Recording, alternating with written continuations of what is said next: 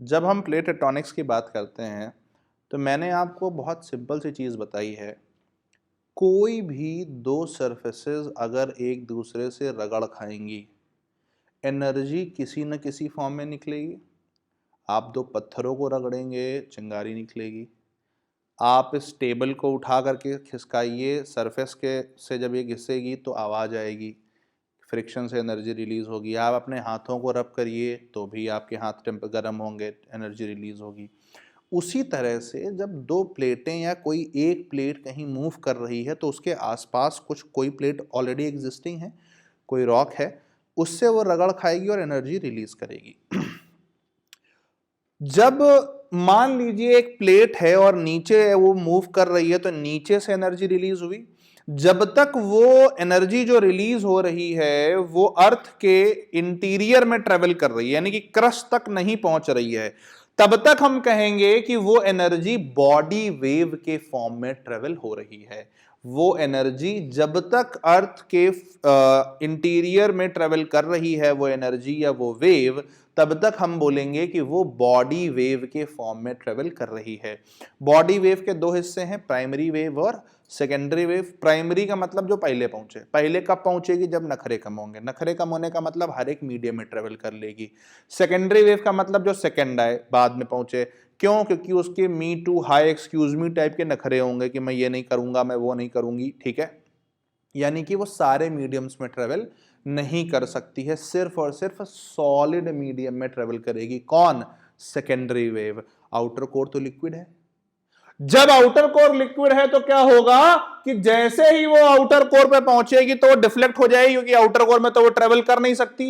Result क्या होगा कि एक बड़ा एरिया होगा, 105 डिग्री से लेकर के 105 डिग्री तक, उस पूरे एरिया में सेकेंडरी वेव नहीं पहुंचेंगी, यानी कि वो सेकेंडरी वेव के लिए शैडो जोन होगा।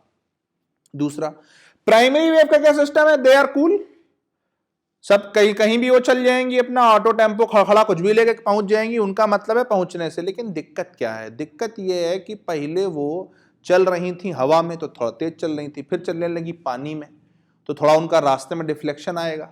ठीक, कहने का मतलब क्या है कि जैसे ही मीडियम चेंज होता है तो डिफ्लेक्शन आता है, ठीक है ना। अगर मैंने आपको एग्जाम्पल भी दिया था कि अगर आप ऊपर दौड़ रहे हो और दौड़ते दौड़ते जो है वो आप पानी के अंदर अगर आप चलने लगेंगे तो आप देखेंगे कि इवन अगर बारिश में बहुत ज्यादा पानी भरा हो तो आपकी गाड़ी जो है वो इधर उधर डिगती हुई चलती है। आसान भाषा में, मीडियम चेंज होने पर आपकी वेव जो है वो डिफ्लेक्ट करेगी। पी वेव जब मेंटल से कोर में घुसती है तो वो डिफ्लेक्शन आपको येलो वाली रे में दिख रहा है, थोड़ा सा अंदर की ओर डिफ्लेक्ट हो रही है। वो डिफ्लेक्शन जो है वो 105 डिग्री से 140 डिग्री का जो डिफ्लेक्शन है वही पी वेव का शैडो जोन हो जाता है। शैडो जोन का मतलब जहां पर वो वेव्स ना हो, जहां पर प्राइमरी वेव्स और सेकेंडरी वेव्स ना हो।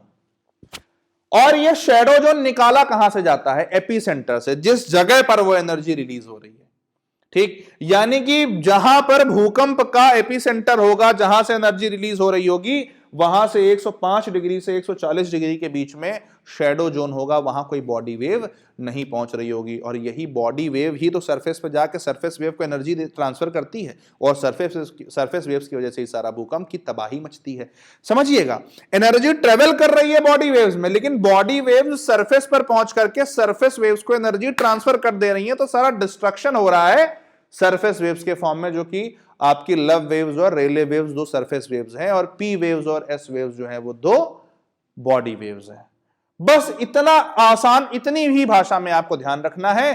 शैडो जोन क्यों बन रहा है? पहला MCQ, due to change in medium, क्योंकि आउटर कोर लिक्विड है। एस वेव ट्रेवल ही नहीं कर सकती आउटर कोर में, बड़ा शैडो जोन। पी वेव नखरे जाता है, पी वेव ट्रेवल कर सकती है लेकिन मीडियम चेंज हो रहा है, डिफ्लेक्शन होगा, शैडो जोन छोटा, 105 से 140।